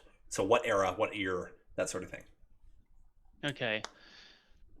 In that case, I'll say something like, well, it's clearly has instructions. I can only understand some of it. My mechanical understanding is pretty limited. I think Lonnie would be better suited for this task. She pipes up like, absolutely, let me see the book. Just give it to her. Flipping through the pages, leafing through it. Oh, yes, okay. All right. Okay, page 359. It appears that we need a certain amount of crystals, a refinery, and some chemicals in order to make these artificial crystals. Let's see. Do you have any idea where we go to find these? Local mines, I guess. The mines. I'm willing to bet these people around here have it. If they have this tome, they have to have refineries, I suppose. Probably ask Vargo. Okay, yep. Vargo pipes up. You're probably going to want to speak to the miners. They're the ones that can get you the crystals, and I'm sure they run into plenty of chemicals. They also have forges. I imagine they can use one as a refinery. Well, let's get to it then. Awesome. All right, so what you're going to want to do, this is Vargo talking here. You're going to want to get on the subway, and you want to head southeast, and that's going to take you to the mines. And once you get to the mines, you're going to look for the shoot, what's it called? I had it on the tip of my tongue. The company building. There we go. You're going to want to look for the company building because they are an official corporation for Belthuztemah. They are on the outskirts of the city, so there's going to be a lot fewer police over there, though I could send a small detail with you if you wish. If you see that as useful. Really. Sorry, I think I talked over you. Maybe just like one or two. One or two? Okay. Yeah. He'll send, you know what? He'll send Ulfgar and the guy with the crossbow. Jorgen, thank you. Jorgen and Ulfgar will go with you. You're welcome. Says, oh, you know what? I'll send the two guys that you've already met and gotten to know a little bit. That way they can assist you with anything you might need. And if they die, it'll be especially tragic. And I'm hoping their services won't be necessary, but it seems there's some sort of a sour plot centered around your group for some reason. So I'll do what I can to help prevent that. Is there anything else you wish to know? Angel shrugs wordlessly. Well, Walt just like kind of expects someone else to say something, but no one. Everyone else shakes their. I'll have Kornov pipe in for a second and say, yes. Vargo, can we leave these Melps here so we don't have to take them with us everywhere? Vargo's like, yeah, sure. Feel free. Leave them here at the station. I don't mind. They aren't going to be scalped, are they? No. He'll lock them in like the closet or something. Good. That way you don't have to take the Malps with you everywhere. They have a safe place to leave them. I mean, this is the barracks. There couldn't be a safer place. True. Awesome. All right, well, best wishes to you. Feel free to stick around a little bit if you want. Have a meal or whatever. Do your thing. And to quickly brief you one more time, out of character, you'll want to go out onto this road, and then you'll head east immediately. Get on the subway, and then go southeast, and then immediately east. It's going to take you a few minutes.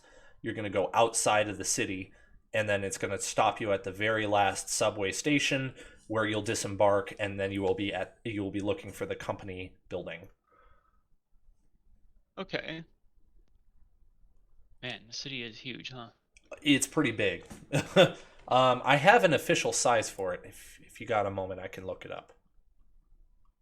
Sure, why not? Locations, Belthuztemah. It is estimated population of 15,000 people. Come on. Did I forget to put the... I might have forgotten to put the square footage in it.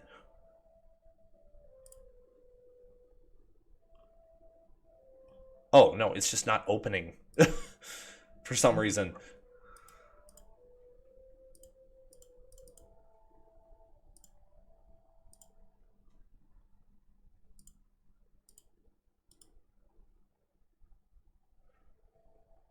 I don't know why it doesn't seem to be cooperating with me. Oh, here we go. 15,000 people, it's 10 cubic miles. Oh, in this side, wow. in this side it says 13,000. Apparently I was not very consistent. It's somewhere between 13 and 15,000. That doesn't really matter. The point is, it's very well populated. It's huge. This is also the capital, and there are 2 other cities that are connected, but they aren't connected geographically. Mhm. So politically, they're connected to each other, and they are all. Would you like a little context on the city? I can give you some more so that you have an idea what's going on here. Sure. Okay. It is Belthuztemah is the capital of 3 cities. The other 2 are Cardenzara and Thesromines. It is primarily a city that is dedicated to science and magic. There are predominantly dwarves living here, though there are some of other races. They, economically speaking, they import most of their goods, but they export minerals. So the mining company is very important to them. They have 2 major ideologies, science and magic. Science is underneath the engineering order, and the science mages are part of that. Are part of the. They call it the study. They have several major accomplishments they've made. One of them being the drill, which was briefly mentioned earlier, but is also out of commission at the moment. They have developed tonal automaton guards. They are purveyors of steam technology, and they have discovered mithril. So their exports and their important resources are red, blue, white, and green crystals. Red being the most rare, and white being the least rare. And with rarity comes additional power and use for those crystals. They have several ideological and political groups. They are ruled by a party. They have an ideal of technology as our strength, and they idolize freedom. They have one major enemy in this world, and that is the goblins. And their major technological group is the Order of Engineers. Let's see here. I can go over this again if you ever want me to. Let's see. There's a little bit more. We'll just say that Vargo told you all these things. Got it. Oh, that's what I was going to tell you. I was going to tell you about the people. There are... Where's people in here? I'm still kind of learning the layout of this campaign manager, so it's a little difficult sometimes to find things. Take your time. People. Characters. Here we go. All right, so the leader of Belthuztemah is named Belshazzar the Fifth. He has some interesting history. Let's see here. Let's close that and open this. Open document. All right. So Vargo also articulates to you that Belshazzar is right now looking for somebody who can help him with a task. He's not is not really sure of the nature of the task. But he is aware that a long time ago there was something under Belshazzar the Second. Yeah, there about 400 years ago, Belshazzar the Second was ruling, and he called upon a human champion to help him defeat a great enemy of Thesramines, the Worm of Dakaran. And the champion, once he defeated the worm, was awarded thainship to his lord and many riches. Right now, Belshazzar the Fifth, his descendant, is looking for a champion as well, but right now you don't know what the challenge is. There's most likely a great reward for anyone who takes on that championship, and it's most likely one person, but that could change. Well, one person with a team of backup. Yeah, and who's to say you can't share the riches, right? And the other thing is, the only other thing you learned was to beware of Karn. Karn is the capital city of the goblins and is a rather large threat to the city, the people of Belthuztemah, all of the dwarves. In fact, there's talk lately that the goblins are actually kind of getting a little bit more comfortable with what's the word? They're messing with the dwarves in one way or another. It's not really clear. There's a lot of rumors, not a whole lot of truth being in regards to this, but they know that the goblins are up to something, and it's sinister, and they're in one way or another hurting the dwarves in these acts. So Karn is a place you want to stay away from. Got it. We go there with flame. Not a bad idea. Go Okay, there, so now you have ready? some context. I'm glad I was able to share that because I really wanted to. Yeah, very cool. Do you, if you are going to the mine or the mines, I'll just say that either Vargo explained that to you before, or the guys going with you explained it on your train ride. In either case, I'm going to take you to a new location. Cool. And let's see here. What's the map I want to use?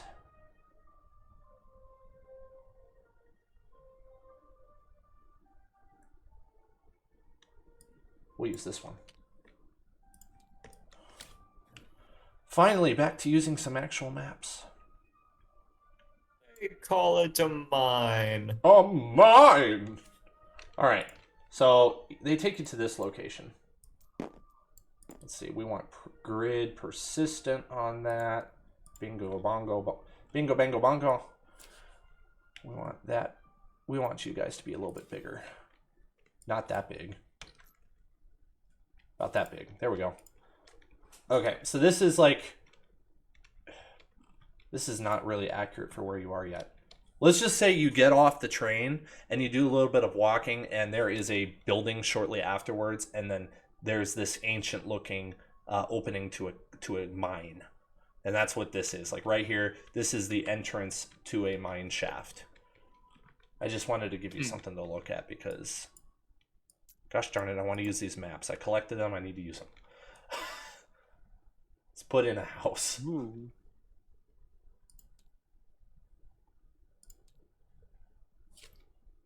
That's way too big. We'll make this the... We'll not make this the thing. Is this thing locked down? Okay, good. Eli, I've already used that tip you showed me earlier. It already came in handy. So I appreciate you sharing that with me. You are welcome. Oh. Oh, that's weird. It's glitching out big time. That's not how that's supposed to work. Okay, you get to the company office or building, And there are 3 dwarves in there. There's like 2 of them that are behind desks, doing something, working on some pages, like writing on scrolls or something like that, or tomes. They aren't typing. They don't have computers or typewriters or anything. And then there's one who seems to be kind of paging through things, and occasionally a miner comes in with like who's got a helmet and a pickaxe, and like he's like, I need you to blah blah blah blah blah do this, and then the guy leaves and goes out. So you're there. He's like, who are you? What are you doing here? This is property of the mining company. There's a no trespassing sign. Didn't you read it? And then he sees Ulfgar and what's the other guy again? Jorgen. Jorgen, thank you. Jorgen and Ulfgar. I gotta say that name Jorgen a few times to remember it. And he's okay. Are you here on city business? Are we something wrong? Like, what's going on? And Ulfgar speaks up like, oh no, we're here actually to ask a favor. Actually, I'm not here to ask a favor, but these good folks here are friends of the king, and we need a favor from you. So, why don't you explain it yourselves? And he gestures towards you guys. Well, we have a device that wait, you know what? Never mind. I should have Lonnie speak about this. Yes, you can be Lonnie. If you don't want to, I can. You can. You know your sister better than I do. Okay. Obviously. Yeah. She'll say, well, we need to find some of our people who were unfortunately kidnapped, and your study has a device that we need to power, and so we are in need of some red crystals. And the boss speaks up like, ha, red crystals, ha, ha, red crystal. Can you believe this? He's like pointing to the other guys, and they're starting to chuckle like, ha, red. We haven't seen those in forever. Red crystals. Tell us another joke, please. And like Lonnie speaks up like, well, okay, I understand. It's probably really rare. From what I've read, that makes sense. Can we manufacture the purple, though? The boss speaks up. Purple. I mean, I'm not familiar with purple, but I do know of where you can get blue. It's gonna... Yeah, that's what we need. It's gonna be kind of difficult, but we can get you some blue. Right now, what we've mined is already in use, so we would have to mine fresh. Probably put down another shaft, but it can be done. Might I ask why it's so important to have these? He's like, oh well, some of our party members were kidnapped, and they're very vulnerable, and they're myconids, so they speak telepathically, and this device speaks to them telepathically. And the boss is like, well, I never heard of that before, but I guess if the king is involved, then I guess I got to do it. So, well, in order to be here, you need to be properly equipped. I see some of you have helmets. Take a helmet. Follow Johan. Oh wait, no, that's not the name. Hold on. I need you to follow. Actually, I have a name here. It's Jacob. I need you to follow Jacob here. And it's Jacob with a K. He's actually got a much fuller name, but you're on a first name basis right now. It's like Jacob is the chief operations here, and he will show you around, and you can hopefully find some of your precious blue crystals. I have to say this will cut into my profits there, Jorgen and Ulfgar. I hope I'm being compensated for this. And Ulfgar is like, yeah, but I'm sure Vargo will compensate you because he's got a stake in this. So, Yeah, you can consider it done. You can claim whatever compensation's appropriate later. Just make sure you fill out the forms at the office. Like, okay, all right, fine. Jacob is going to take you out of the company office, and he's going to lead you over here to the mine. And as he's leading you over there, he's quite a cheerful fellow. Let me pull up his notes here. Jacob. He takes a particular interest in you, Walt. It's like, wow, I've never seen anything like you before. Are you orcish? Are you elven? In basic terms, I am a walking, talking suit of armor. Fascinating. Pleased to make your acquaintance. What is your name? I'm Walt. What's your name? I am Jacob Schmidt. Is pleased to make your acquaintance, Walt. Who are your friends here? Well, we got Lonnie. She's the girl. We got Mr. Angel. He's he's the tall, dark, and silent type guy. We've we've got Colonel Steiner, who is our commanding officer. Oh, pleased to meet all of you. What about me, comrade? Yeah. He takes you. So at this point, you've walked into the mine, and you're going down some passages. No, you didn't get that. I didn't introduce Corn. I noticed that, but I just let it go. Well, that was intentional, though. Oh. So Corn, I was like, "What about me? I'm Corn now." All right, go ahead and put your blinders on. Press B, put your blinders on for a second.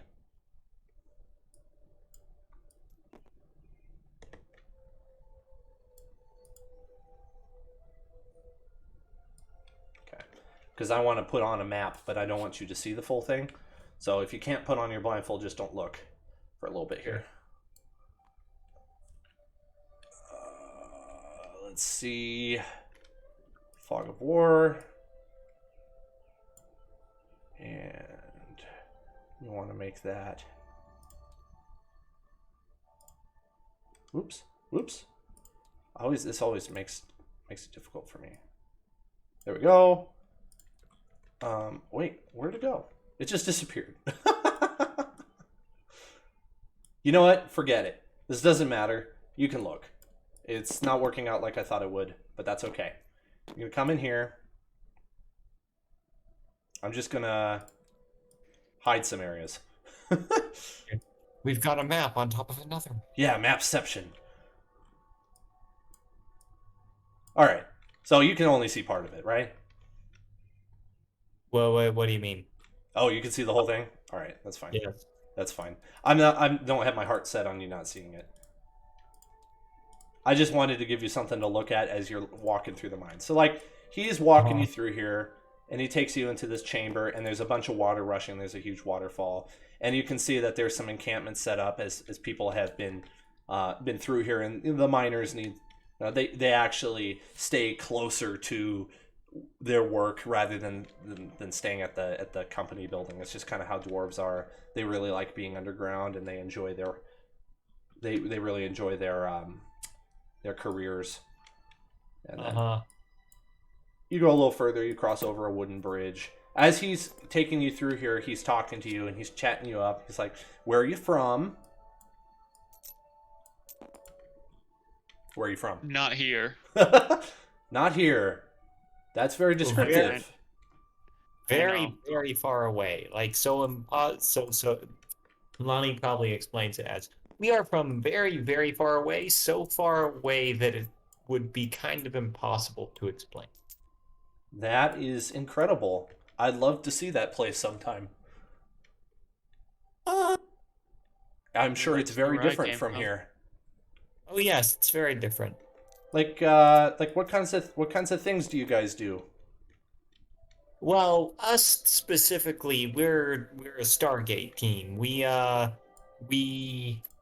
Our job is we kind of go to different places. We help people. well, we keep peace, that sort of thing. We recover ancient artifacts and Very meet new interesting. meet new cultures. Sometime I must ask you what a Stargate is. It sounds fascinating, but we must I must halt our talk for a moment. As you can see, we are at one of our primary mineral resource zones. However, you can see it is quite dry right now. So this is the sort of area we will be looking for, as he points out to this right here, the stuff in front of you that the bridge goes over. He's like, we're going to be looking for an area like this. This is likely where you will find the blue crystals. We must continue going because we have extracted all of them from this area. But please do continue. I would love to hear about your Stargate.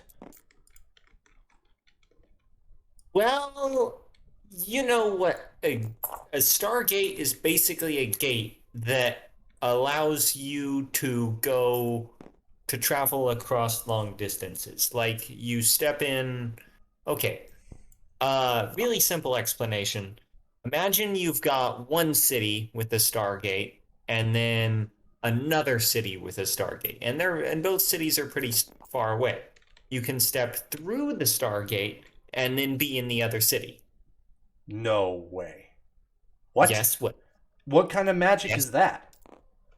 It's very old magic made by beings who are long, long passed away. Wow. That sounds very old. I'm quite impressed. I've never heard of anything like that before. As you see, we must now go a little deeper. Be careful on the ladder. It can be sometimes a little bit slippery, but I'm sure you will do fine. And he leads the way down into the tunnel, and I think I'm going to stop things there for today. Awesome. Because I have more lore I would like to incorporate, but I need to put a little more thought into it. So it's like Mordor, but with more books. More lore. More lore. More One does not lore. simply go into more lore. One does not simply go into Mordor and emerge only having read what they intend. The other reason is I gotta move the chickens here in about 15 minutes.